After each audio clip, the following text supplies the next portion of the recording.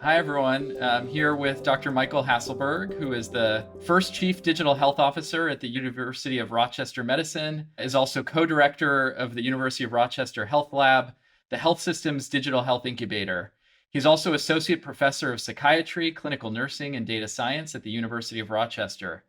Board certified as a psychiatric mental health nurse practitioner, Dr. Hasselberg completed his PhD degree in health practice research at the UR and a postdoctoral certificate in healthcare leadership at the Johnson School of Management at Cornell University. His expertise expands health and technology as a Robert Wood Johnson Foundation Clinical Scholar Fellow and an advisor on digital health modalities to the New York State Department of Health, the Department of Health and Human Services, and the National Quality Forum. Dr. Hasselberg, you're a very busy man and also someone who I always enjoy talking to. So very excited to have you here. Thank you for the time and welcome to the show. Likewise, Aaron. Thanks for having me, and yeah, I'm excited to have a great conversation with you today. So let's dive right in, Michael. I want to focus our time really talking about advances in artificial intelligence. You and your team have really been at the leading edge here across the country, and I know that you and your team actually had early access to GPT-4 and have been already tinkering and working with it. Would love to have you talk a little bit about what you've been working on, what you've been testing with GPT-4.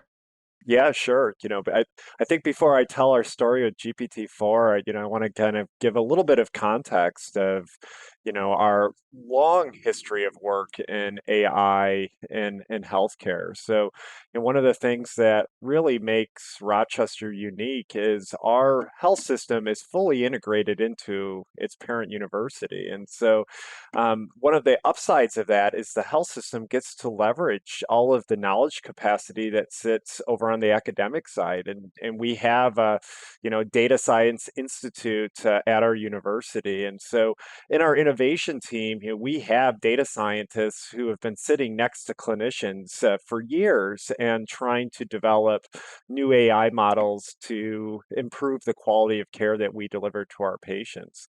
Up until about 6 months ago, the only place that we had success in machine learning in healthcare was on the image side. So we had a lot of success in computer vision and helping our radiology department develop triage models for imaging studies, some success in dermatology. But whenever we tried to tackle problems within the electronic health record on the language side, we fell short quite significantly. And I'll give a really good example of a problem that every health system in the country is probably struggling with, and they've probably been struggling with it, for the last 4 or 5 years, and it's just progressively getting worse. And it's messages, patient messages that get sent to our provider teams, and the way it works, at least in our house system, from an operational standpoint, is these messages either get sent to a centralized pool and you have a tech or a nurse that triages these messages out, or the messages just go right to the provider. And as COVID has progressed and the patient portal engagement has increased, the number of messages have only gone up. So about 4 years ago, our health system leadership came to our innovation team and said, could you develop a machine learning algorithm that could essentially triage these messages and say, this message should go to a staff member, this message should go to a nurse, this message should go to a physician? And you go, yeah, that actually sounds like a good machine learning problem. And I put several of our data scientists fully on this project, and we partnered those data scientists with a whole bunch of primary care physicians who labeled our data.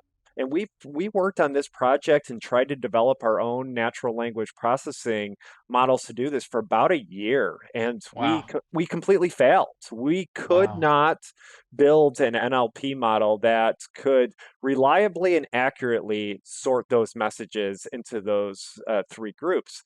The upside of that failure was when lots of startup companies would approach our health system saying, "We've solved this problem. We've got the, machine learning algorithm that can fix your message problem." My response to them was, "You're full of it." And I know you're full of it because, we don't have the data in a place, and the data has too much variability for those models to be successful. Fast forward to, you know, 6 months ago, where generative AI started to really become a thing, and we started playing with earlier versions of GPT and open source large language models, and we were starting to get a little bit better success on this triage problem. And then, like you said, our health system, we were lucky, and we got early access to GPT-4 on our Azure instance in a secure, private manner, which allows us to put identifiable information into it. And as soon as we got GPT-4, I said to my team, let's pull up that protocol again and let's retest it with tuning that specific large language model. 2 days. In 2 days, we were able to tune a model to triage those messages with 97% reliability and 86% accuracy. And Wow. comparing that to our human nurse triaging those messages, the model did better than the nurse did in triaging. And so that was, one of the first problems we tackled. And, we were just kind of blown away with the possibilities of, this generative large language model technology. Unbelievable. And what year was it that you tried the first time with your data science team? About 4 years ago, so like Okay. just right before the COVID pandemic really hit, and we put about a year of effort into that project, and again, Amazing. we could not build a model that um, was reliable and accurate enough to turn on in production. So you were already pretty far ahead of the curve in trying that out. I mean, a lot of the conversation around inbox, I feel like started in 2022 to really become a hot topic. Sounds like you already knew something that a lot of people were discovering over this past year. What other use cases are you guys working on in addition to the inbox one? So of wide variety, but most of our efforts and where I've kind of tasked my team to focus in on are non-patient facing applications. Now that doesn't mean we're not testing, building tools on the patient facing side. But I've told my team the likelihood of those tools going into production anytime soon is low. We're probably looking several years out before we would turn any of those tools on. And we can get back to, my rationale and the reasons behind that. Hmm. On the non-patient facing side, however, there is so much waste in healthcare today, and so much waste in my own health system. And so there's a lot of low-hanging fruit applications that you could now develop with these pre-trained models that could really reduce costs within our health system, increase efficiency of our health system, and really improve clinician wellness. So, give you a variety of different examples of tools. Yeah. We've built form fillers. So essentially applications that go into the clinical chart, pull out the data points that are needed to fill out forms. So, an early example was we developed a form filler for workman's comp forms. And so it just goes in, pulls that data out, fills the forms to the regs that's needed for the workman's comp. Oh yeah, Um, and uh, uh, pediatricians would love that for school forms. it's endless of the Yeah. forms that our clinicians spend their time doing instead of actually providing clinical care. That application, we did it in partnership with another academic health system. It took us a couple of hours to build that. So, the dev time now to build tools or widgets has gone from 6 months to a year, because most of that time was allocated to training the model to literally hours to weeks. Other Other applications, we've developed is, chart synthesis applications, applications that look at pathology reports and could distinguish, is this report indicating a malignancy or non-malignancy or pre-malignancy? And again, we Hmm. have our pathologists label the data, and we're finding that, the generative AI is almost 100% accurate. We've built tools to help with our help desk, in our IT department. So, essentially, when you think about the help desk in most health system IT departments, this is your lowest paid employees on the IT side. There's a lot of churn, and what essentially happens is if a clinician or an administrator has an IT ticket that they want to submit. They put the request in, they get put in a queue. The help desk person goes, I've got to go look at, this kind of data repository of PDFs that I got to find the answer to your problem, and I will get back to you when I find that answer. And for our clinicians, that timing never works out right. They submit a help desk ticket, the help desk person goes, I'll get back to you. And by Yeah, the time the help desk is ready to get back to the clinician's seeing patients and they can't, interact right. with the help desk, and the help desk just closed that ticket out, and the clinician gets upset and feels like IT wasn't able to deliver for them, and it's a failure on the IT side. We said, let's just point, a chat like AI to the data repository of all those PDFs that the help desk looks at to find the answers. And let's just let our clinicians and administrators, start with the chat function and interact with the data that way. And the only thing that gets pushed up to the help desk is when they aren't able to get the answer within that repository. And so that's a prime example that could be translated into the call center help desk and in much other other areas. Yes, so many. Yeah, Yeah, keep going. I think the other low hanging fruit, and it's where you're seeing a lot of startups go, is ambient documentation. So Hmm. there are a bunch of startups jumping into this space, and we also know of the big tech companies in this space. And we've also heard the big tech companies and their partnerships with the leading electronic health record vendors in this space. The problem with the ambient documentation tools, in my opinion, is they're really expensive, especially if you go with the kind of big tech vendors that offer them. And we are a customer as a health system of these big tech vendors and using these ambient documentation tools, which have been game Hmm. changers for our clinicians. What we're finding with leveraging these large language models ourselves, it's never been easier for ourselves to develop our own ambient documentation tools. And we started with just straight street speech to text translation and dictation, and we were able to develop our own tool very, very quickly on just straight speech to text dictation. Now we're starting to work on actually developing that ambient documentation tool and really understanding, what are our costs to do this ourselves, and what are the token costs, and what are the server costs to deploy our own tools at scale, and then compare them to the big tech vendors that we're partnered with, or all the startups that are entering this space with kind of their SaaS subscription models. Yeah, amazing. So I mean, you're really far ahead of the curve at Rochester and really early adopters in testing and building. I think there are health systems all along the spectrum. Some who are waiting and are more risk averse, and some who are really trying to move fast. Um, what have been sort of the drivers and motivations for you all and being early, and how do you think about those trade-offs and the risks and benefits of either side?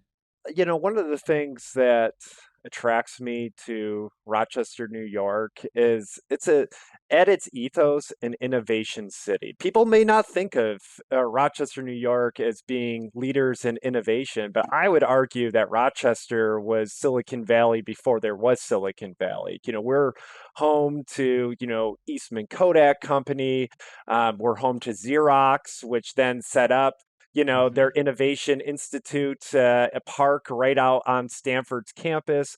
And some of the biggest innovations that have transformed our world, including the process of digitalization, coming out of Eastman Kodak. We started this discussion today about computers, and you asked me about do I have a Macintosh computer? You think about the Macintosh computer, if it wasn't for Xerox, we probably wouldn't have the Mac Yeah. that we see today. And so, we've always been proud of being leaders on the tech innovation side. And you fast forward to today, the largest employer in the city of Rochester is no longer a big tech company. It's the University of Rochester. And that ethos has just continued with us. And having a health system integrated into our university, and having those inquisitive minds on the academic side has really kind of set us up to really try to stay on the cutting edge and be kind of thinking about what the future may hold in the technology space in healthcare and beyond healthcare. So for us, playing with things like virtual reality and augmented reality before they were, started to become mainstream in healthcare, even mobile apps or chatbots and now AI has been something that, our lab, really kind of focuses our efforts on. Now, so for us, it was a no-brainer. Generative Hmm. AI is the future. It's probably the biggest technology advancement since the birth of the internet, and we want to fully understand the boundaries of this technology, where it does well, where it falls down. And just given the state of healthcare right now, and healthcare finances and the workforce shortage and burnouts, like, Hmm. we have no choice, at least in our health system, in my opinion, to embrace this technology and figure out how we can, improve our workforce, improve wellness, and cut costs. Now, I think other health systems in the country that may not have an innovation team or may not be integrated into a university or just may not come from an area of the country where tech innovation has been embraced. you Hmm. know a lot of folks are taking the stance of like, I'm going to be a fast follower, or I'm going to kind of sit and wait before I jump fully in. And I don't say that that's a wrong approach to it. So I've heard a lot of my colleagues say, you know I'm going to wait until my EHR vendor turns on these generative AI tools. And that's when I will kind of get into this space. Or I'm going to wait until I have a clear understanding from the ONC or the FDA on what the regulations are going to be around these tools. Or, I've heard some that have come completely out and said, I'm going to ban the Hmm. use of generative AI within my system, which I think is very short-sighted, given that research is showing that 70% of the country right now is playing around with generative AI or interacting with generative AI. So to say I'm going to ban it is probably not the right Hmm. path forward. But again, getting back to Rochester, it's just part of who we are. It's just kind of what we've done, and we're all about pushing our community forward, pushing our health system forward. So that's kind of where we focus, and how can we leverage technology to do that. Are there any particular incentives or guardrails that have been put in place for your team within the university and the health system to incentivize innovation or to exercise safety caution? Like how does your team look at the incentives and the guardrails that are spurring this forward?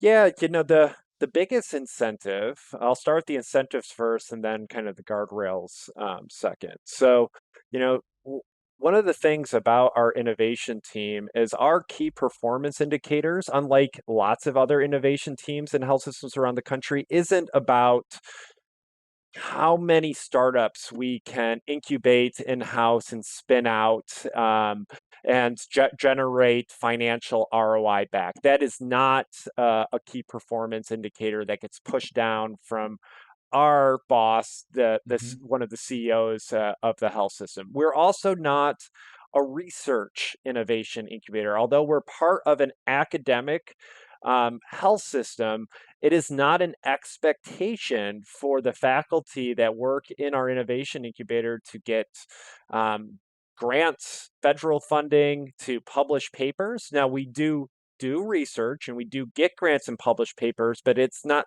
that's not the measuring stick for what we do.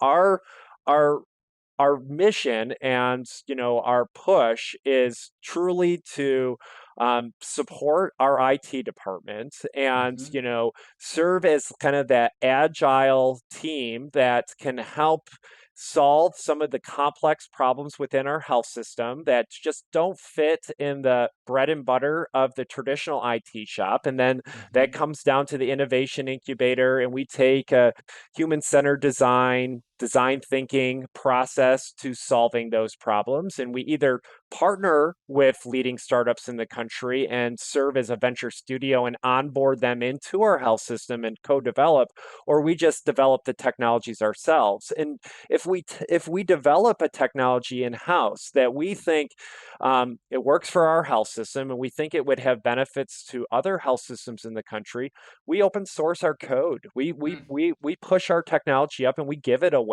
And that again lines with who we are and our ethos, and we're focused on impact versus can I sell this or license this to others. And we've actually had codes that industry has come in and taken our code and essentially built off of it or haven't made any changes to it and started selling it. And we don't get upset about that. We actually think that that is helping push out the great work we're doing and having larger impact.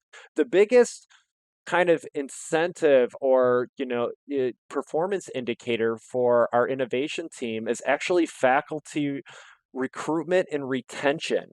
Huh. That is why we are a thing. And what I mean about that is we attract brilliant computer scientists and data scientists to our university who could go Hmm. to really any leading university in the country, but we say, hey, if you come to our university, you could be a part of this innovation incubator on the health system side, and your research or the engineering or data science that you're doing can actually have real world impact on patients today.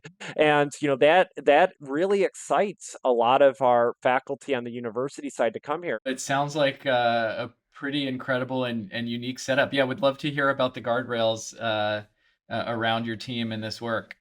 Yeah, so in a lot of ways, our team is very flat, and it's very non-traditional for an academic health system or just academia in general, which tends to be very hierarchy.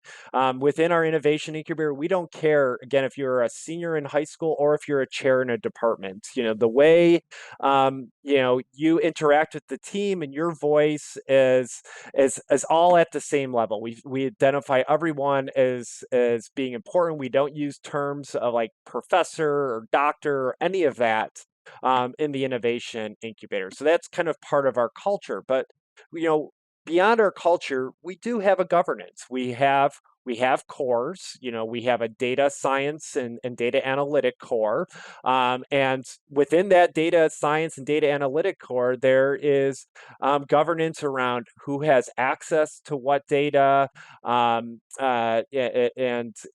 when do they have access to that data, and that is managed by the essentially director of that core. And so the director of that core maybe has unfeathered access to all data in the health system. Hmm. I don't have unfeathered access in my role of chief digital health officer for the health systems or as as one of the leads of the innovation team, but she does. And, she helps decide, how do we manage data, keep data protected and secure. Same thing on our software team. We have a software core that, manages our cloud instance and that architecture and determines who can have access to the cloud and who doesn't, and what do we store on the cloud and put up there, or what do we keep on our on-prem servers, and there's a governance structure to that. And then our last core is our education core. So all the students who come in, all of our trainees, they have to take, ethics module. We have ethics in our innovation team. So, ethics in technology, ethics in data. We have data agreements of what the students can share, what computers they can use, and are they connected to the network. So, we do have a strict governance, and we work very, very closely with the IT department. Although we don't report up to our CIOs, we sit in the same building as the IT department does. The CIO is a partner in crime to me and what I do and the innovation team. And so we make sure we're also aligned with the policies and procedures of the IT department. And that's how we do our governance. And then again, for all this generative AI stuff, we're not using GPT in its web-based form that the public Hmm. has access to. We have GPT on our secured Azure instance, where even prior to having access to GPT, we have PHI sitting up on that Yeah. Azure instance. And that is where some of our applications sit that we've deployed in our health system. So, we're very thoughtful of, you know, the data flow across our innovation incubator. Yeah, that part is so important. Not to be using the out of the box GPT for this stuff. Do not try this at home. Well, Michael, I feel like we could spend we'll have to have you back another time for a part two here. There's so many more interesting things to talk about. But want to thank you again for the conversation, Michael, and would love to do a part two someday. I love it, Aaron. Well, thank you for having me.